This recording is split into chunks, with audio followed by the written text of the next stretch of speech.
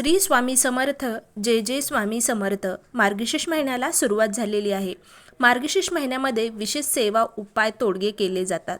जसं की श्रावण महिना हा भगवान शंकरांना समर्पित आहे, तसंच मार्गशीर्ष महिना हा माता लक्ष्मीला प्रसन्न करण्यासाठी समर्पित आहे.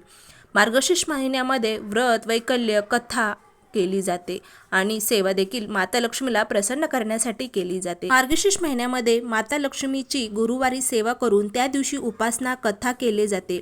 मार्गशीर्ष महिन्यामध्ये व्रत, वैकल्य केल्यामुळे घरातल्या आर्थिक अडचणी जे आहेत त्या दूर निघून जाण्यास आपल्याला मदत होते.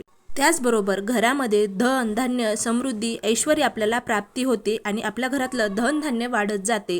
कारण आपण या दिवशी म्हणजेच गुरुवारी माता लक्ष्मीची पूजा केली जाते, कथा देखील केली जाते.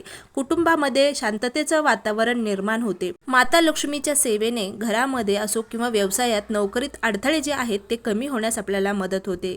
ऐश्वर्य आणि शुभफल देखील आपल्याला मिळत राहते. ही कथा करण्याचं कारण काय आहे तर एक गरीब ब्राह्मण स्त्री खूप संकटात जगत होती. तिच्या घरात नेहमी अडचण असते.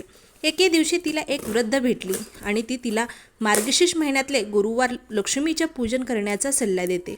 त्यावेळेसपासून आपण सर्व मार्गशीर्ष महिन्यातल्या गुरुवारी व्रत करत आहोत. त्याचबरोबर या व्रताचं उद्यापन देखील 4थ्या किंवा 5व्या गुरुवारी केले जाते. खूप महत्त्वपूर्ण असे या मार्गशीर्ष महिन्यातल्या गुरुवारच्या व्रताची कहाणी आहे. या महिन्यामध्ये माता लक्ष्मीला प्रसन्न करण्यासाठी माता लक्ष्मीची सेवा, व्रत, वैकल्य नक्की करा. नक्कीच माता लक्ष्मी तुम्हाला आशीर्वाद देईल. समृद्धी, ऐश्वर्य, धनधान्य नक्कीच वर्षाव करील तुमच्या घरावरती. श्री स्वामी समर्थ. जय जय स्वामी समर्थ.